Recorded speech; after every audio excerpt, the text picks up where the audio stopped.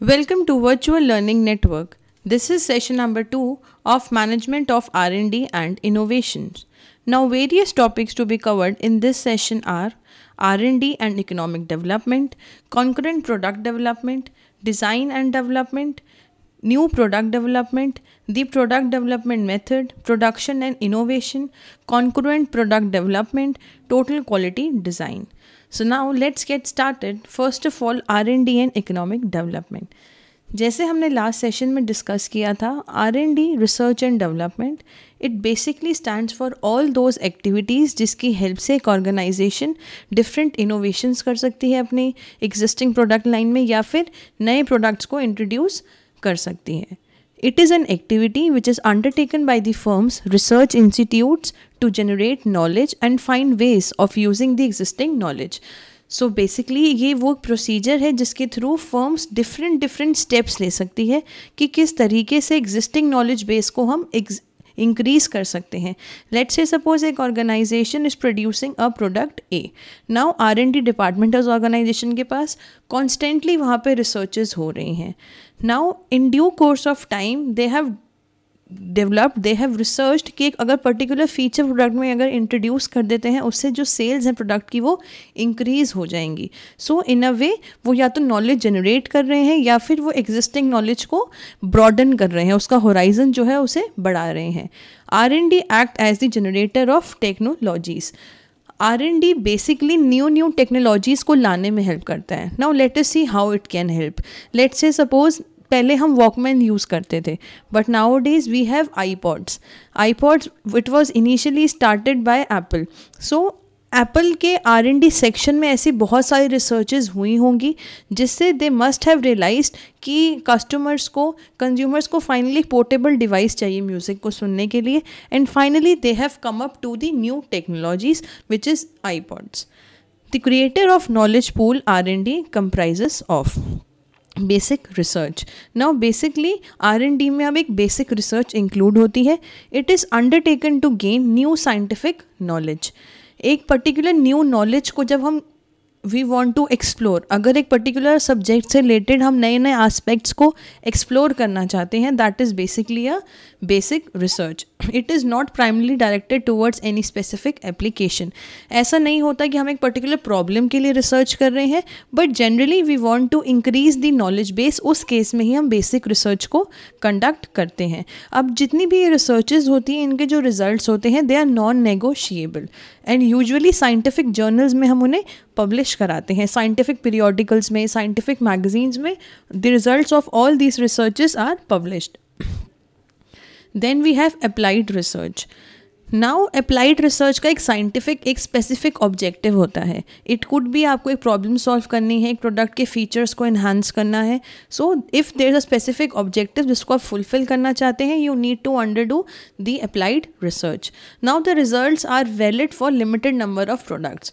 Obviously अगर आपका एक कंसर्न्ड ऑब्जेक्टिव है सो उस ऑब्जेक्टिव में जो भी पर्टिकुलर प्रोडक्ट है उस प्रोडक्ट से रिलेटेड ही रिसर्च होगी. सो आपका जो स्कोप है उस केस में उस खाली प्रोडक्ट तक ही है. You can not broaden that scope. ऐसा नहीं है कि आप 10 प्रोडक्ट्स के लिए same research you can use. No, it is not possible in case of applied research. Then we have experimental research. It is a systematic work drawing on existing knowledge gained from research that is directed to produce new material, products and etc.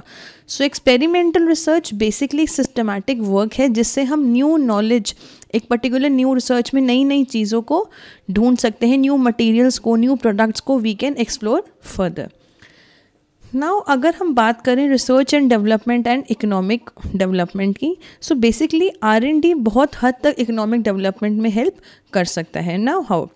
First of all R&D new products को produce करने के लिए help कर सकता है. As we have discussed R&D की help से organisations या तो एक एग्जिस्टिंग प्रोडक्ट लाइन में न्यू प्रोडक्ट्स को इंट्रोड्यूस कर सकती है या फिर जो उनके पास प्रेजेंटली नॉलेज बेस है उसमें R&D करके नए तरीके का प्रोडक्ट लाइन जो है उसे इंट्रोड्यूस कर दे या फिर एग्जिस्टिंग में कोई भी मॉडिफिकेशंस कर दे.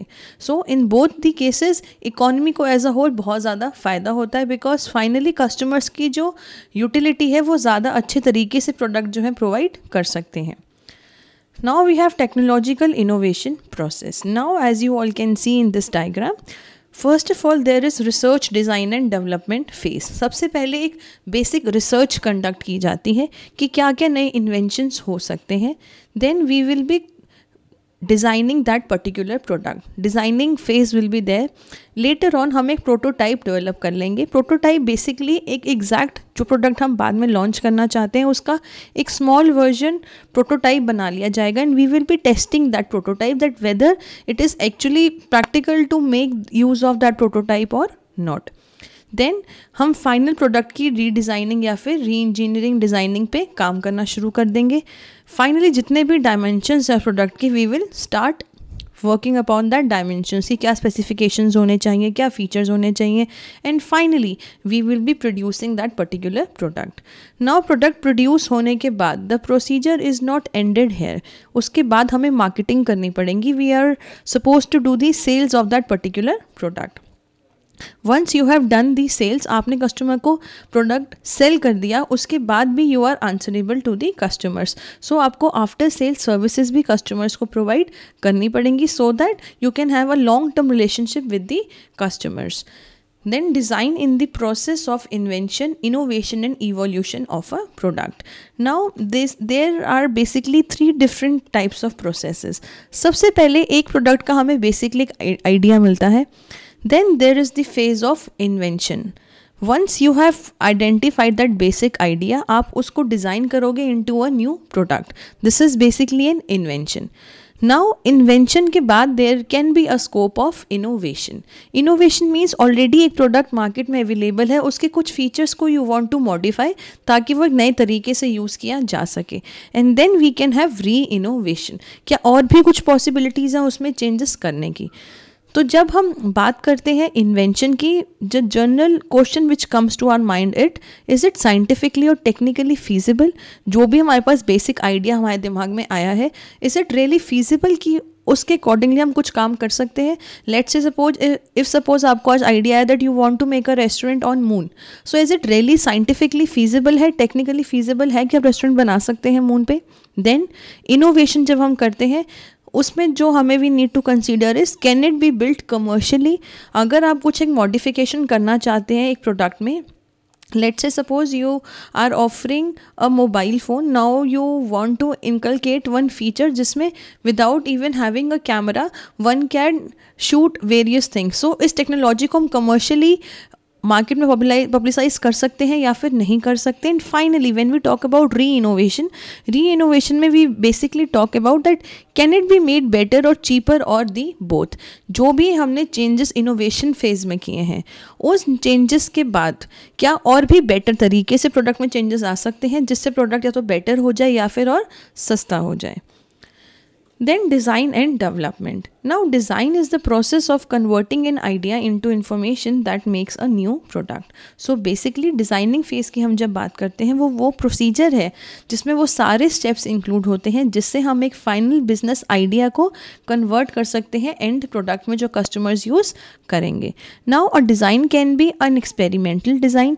एक्सपेरिमेंटल डिज़ाइन इज समथिंग जो बिल्कुल आउट ऑफ द बॉक्स है, एक बेसिक आइडिया से न्यू चीज़ इनोवेट की जा रही है। Then we have routine designs or engineering. Routine design is every now and then when you are using a particular product, depending upon that use, अगर आपने कोई एक नए तरीके का डिज़ाइन जो है डेवलप कर लिया। then we have fashion designing and design management. Now when we talk about new product development, new product जब भी हम कोई एक नया प्रोडक्ट मार्केट में लॉन्च करने जाते हैं, जो वेरियस स्टेप्स इन्वॉल्व हैं उसमें, किस तरीके से from the step of conceiving that basic idea कि नया प्रोडक्ट इस तरीके से होना चाहिए एंड फाइनली उस प्रोडक्ट को मार्केट में कमर्शलाइज करने तक and to keep a track customers whether they are satisfied और नॉट, जितने भी यहाँ स्टेप्स इन्वॉल्व हैं, all of these things will come under new product development. Now this is one of the objective of manufacturing industries which make the firm profitable. हर एक business concern का main motive है to earn profits. अब वो profits कहाँ से आएंगे? जैसे ही वो न्यू प्रोडक्ट्स मार्केट में लॉन्च करेंगे, न्यू प्रोडक्ट को डेवलप करेंगे, only then they can get more sales and finally they can fetch more profits. Now what are the factors affecting development? First is the performance of that particular product. Then maintainability. जो product है जो market में अब launch किया जा रहा है वो कितना ईजी है मेंटेन करना। स्टैंडर्ड्स ऑफ रिलायबिलिटी, ऐसा तो नहीं है that people, they don't have that much trust on that particular product. Intended working life, ergonomic standards, appearance कैसी है product की, basically cost, is it in the sync with the utilities being provided by that particular product, then proposed rate of production. Now the product development method. What are the various steps involved in producing a new product? जब भी हम एक new product develop करते हैं उसमें क्या क्या procedures involve है? First is research and development. First of all we need to do the research and development. हमें बहुत सारी रिसर्चेस करनी पड़ेंगी. We need to work upon various ideas. First of all हम ब्रेनस्टॉर्मिंग कर सकते हैं कि इस वेरियस आइडियाज़ को we can generate. Then we can think upon कि कौन से ऐसे आइडियाज़ हैं जो फिजिबली पॉसिबल हैं. नाउ जब हम नए आइडियाज़ की बात करते हैं, the biggest source for the new product will come from the R&D department.